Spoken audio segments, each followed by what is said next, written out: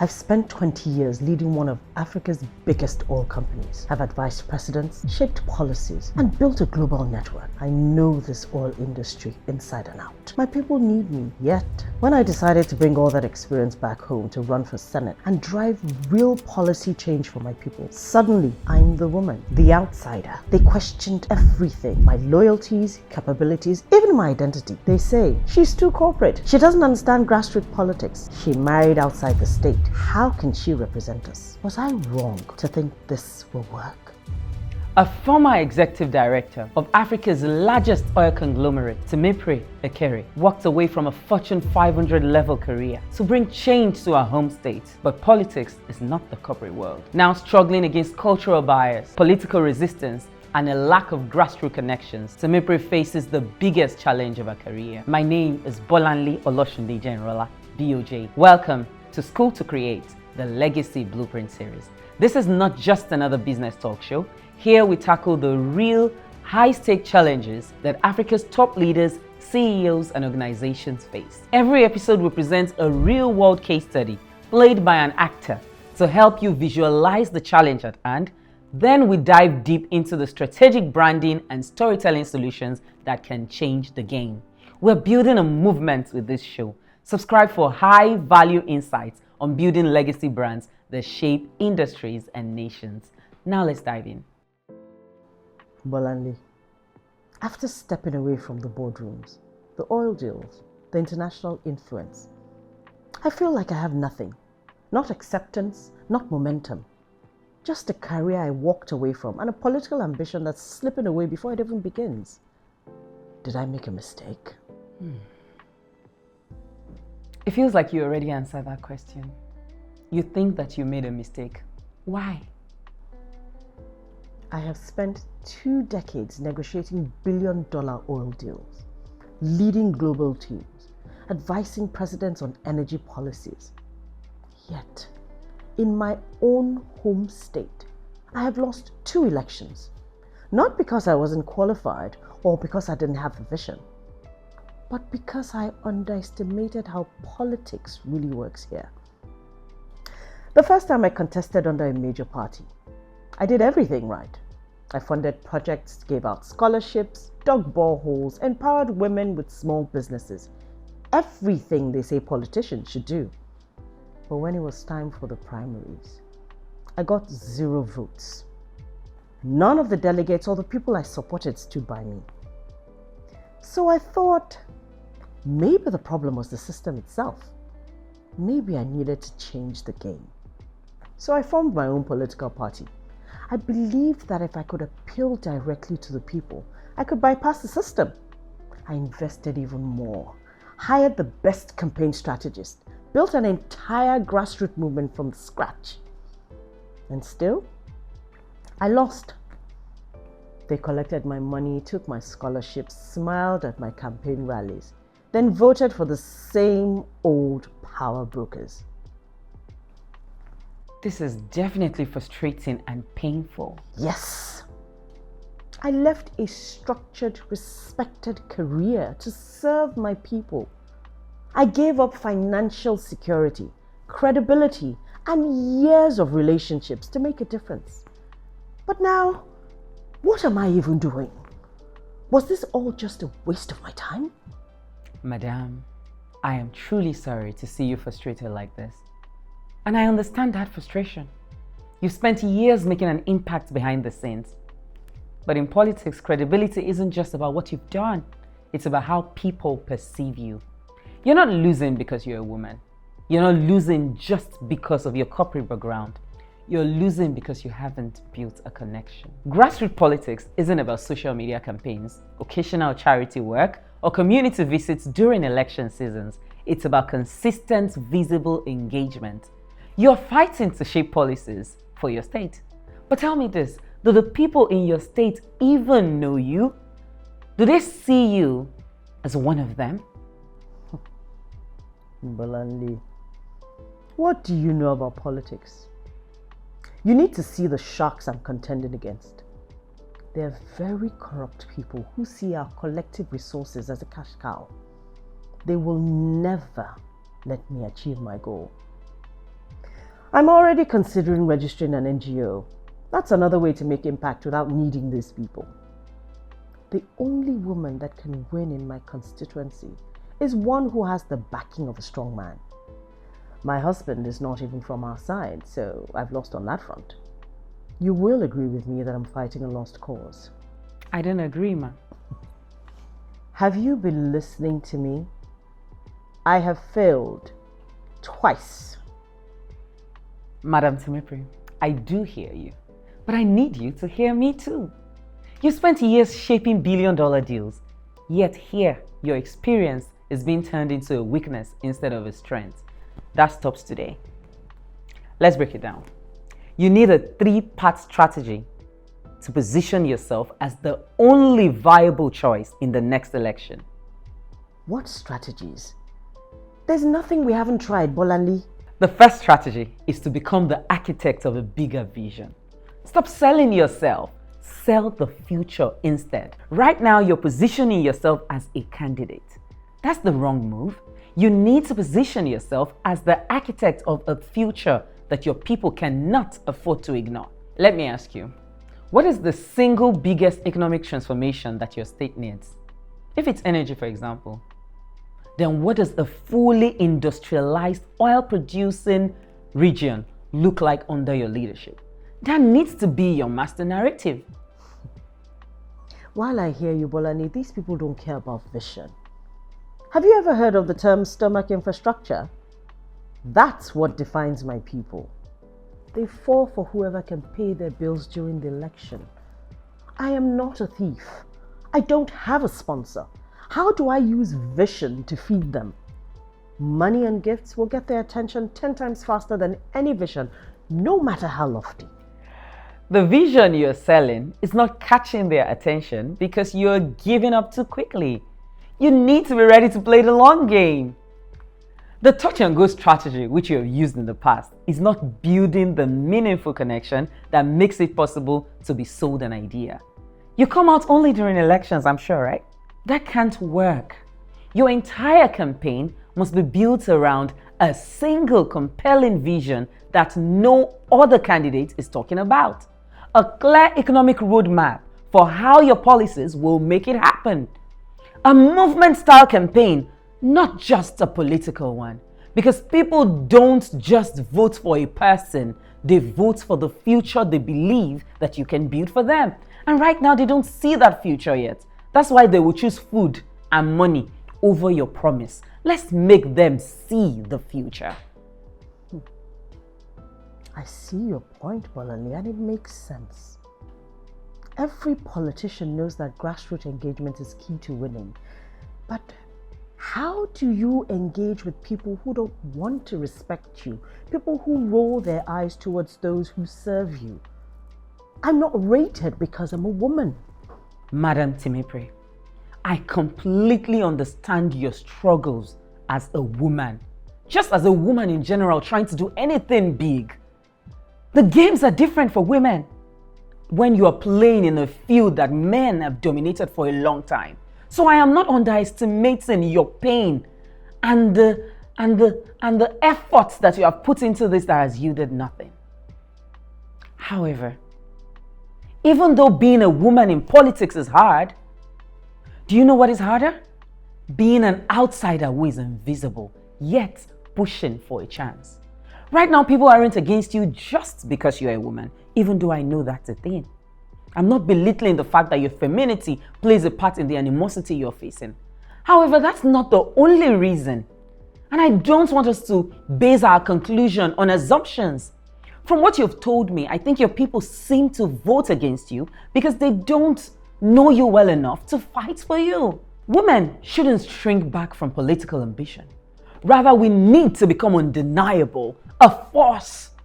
Stay in the arena long enough to fight and win. Right now, I feel like you're trying to run away, and that's not going to get you the win. So how do we fight and win? What would you recommend? Now, that's a very good question, and I feel like you're ready to hear me. Because, Madam Timipre, you can win. There's been powerful women that history has recorded who have done the same. Many of them are not Nigerians, unfortunately. But when I look back at people like Queen Elizabeth I and II, people like Margaret Thatcher, and even the very bold Nigerian women like Funmilayo Ransome Kuti, I know that if you stand for something fierce enough, you will win, and you must win. Because when a woman wins, the win is not just for you, it becomes a win for every other woman with an ambition. So this is the strategy I recommend. Number 1, host policy roundtables in every district. Men do it, why can you not do it? And sometimes what they're talking about is not necessarily even the policies that I'm no shades to men, but it's not all the time that those policies are things that are shifting things, they're gisting all the time. But if you, with your experience in the oil sector, come with policy roundtables in every district, instead of waiting for debates, set up your own town hall meetings, industry-focused forums, and town hall listening sessions where you lead the conversation. And it doesn't matter if you're talking to the elites or the illiterates. If you continue to sound the alarm and lead these conversations, they will begin to listen. They will listen. Number 2, I would say create a signature initiative with immediate impact. You have to be known for something. They have to continue to sing the song of your name for a reason. Instead of waiting to win an election before acting, because I know you have plans, you have strategies that if you win, you definitely execute, but we cannot wait till you win. We need to launch an industry-driven initiative now that proves that your policies will work. If it's about local energy production, set up an oil sector mentorship fund for young engineers and tie it directly to your campaign messaging. Empowering your community shouldn't just be about digging boreholes. That's getting boring, even though I know people need water. But we need to do something more, something bigger, something deeper, something long-lasting, something that is actually a legacy. Do you understand? Because these things matter.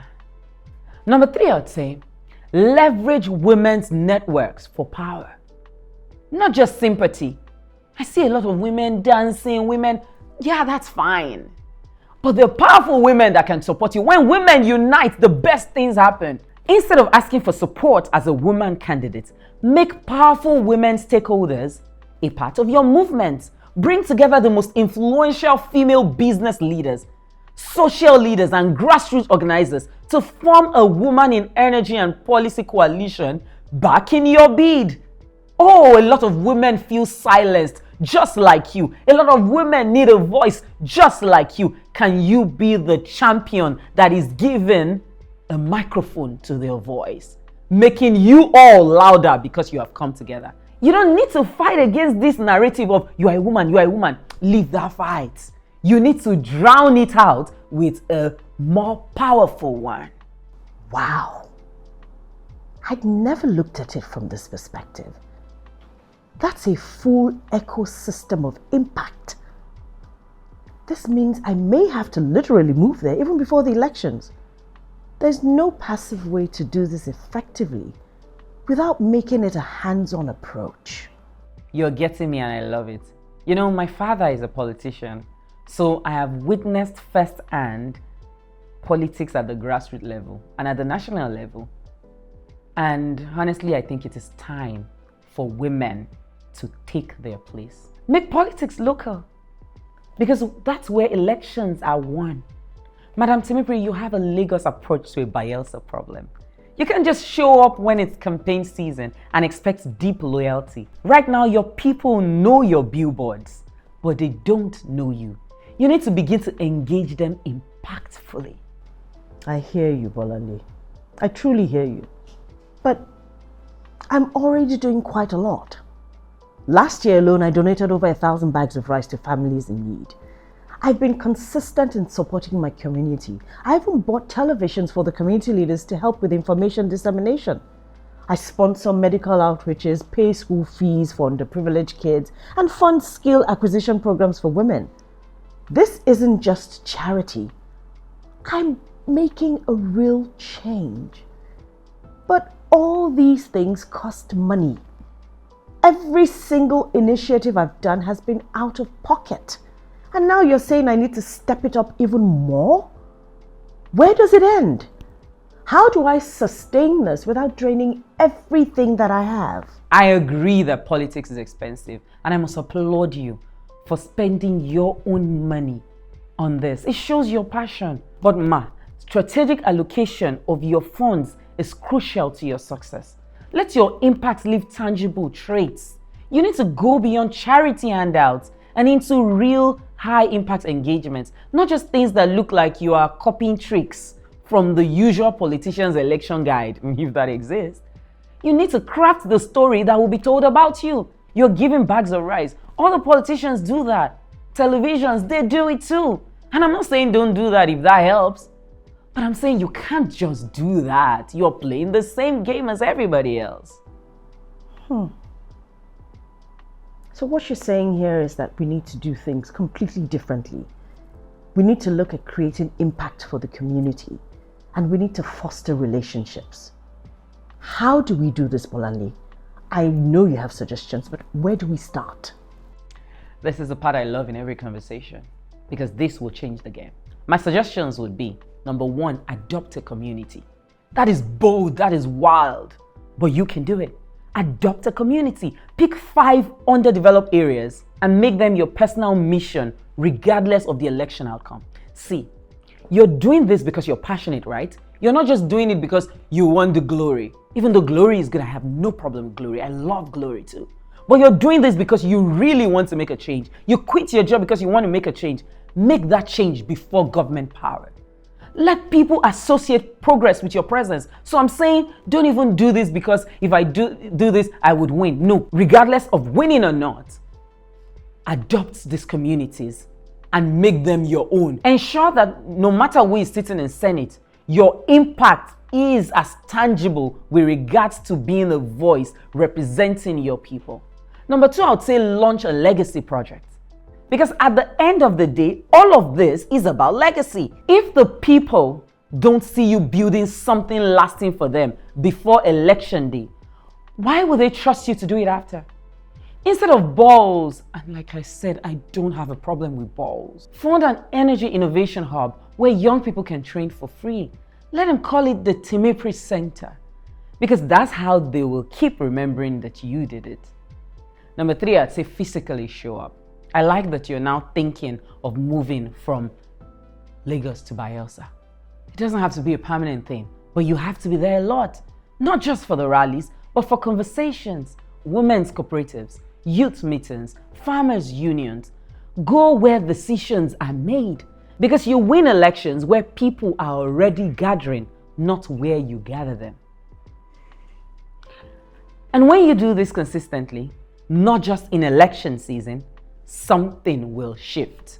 You won't be the woman fighting for a seat at the table. You will be the woman who built her own table and made them want a seat at it. I like this. I really like this. So where's the axe? Let's go chop the wood to build a table. What you're saying, if I understand clearly, is that I need to stop trying to prove myself and start walking the talk, leading the transformation from now on. Exactly. You don't need to ask for permission to lead. Start leading now. And by election day, they won't be able to imagine anyone else in that seat. I'm not saying this is a magic formula that guarantees a win, but it is definitely a seed that gives you a chance to grow the success you desire in politics. Bolanle, let's go build that table. It's time to stop playing their game. Timipre's story is not unique. Across Africa, brilliant leaders, women and men, are losing elections, not because they lack competence, but because they haven't mastered the strategy of influence. Whether in politics, business, or leadership, visibility and strategic positioning are everything. This is not just about winning elections, it's about making sure your expertise is recognized, trusted, and respected at the highest levels. Your brand isn't just what you do, it's the legacy you leave behind. Write the story, then perform it, and you will definitely witness a shift. Did you enjoy this episode of School to Create, the Legacy Blueprint series? I hope you gained valuable insights from today's conversation. At Bond Storytelling Agency, we are committed to changing the corporate narrative of Africa. Whether you're a leader looking to position yourself, your business, or your organization for global recognition, legacy, and influence, we are here to help you. Invite us to work with you through our Legacy Blueprint project, where we help HNIs, politicians, CEOs, and visionary leaders tell their story and build a personal brand that guarantees success. We also have a 3-month corporate storytelling training for your entire organization or for your corporate communications team. To learn more, send an email to schooltocreate@bondstorytellingagency.com or a WhatsApp message to the number on your screen. Let's shape the future of your brand together. Now, if this episode added value to you, hit the like button, drop a comment, and let's discuss. We love hearing from you. And trust me, the next story promises to be even richer and deeper. Subscribe to our channel and click the notification bell so that you will not miss any of the amazing episodes that we drop regularly. And remember, Bond can craft the story that will define your brand's future. Get on board. Contact us today.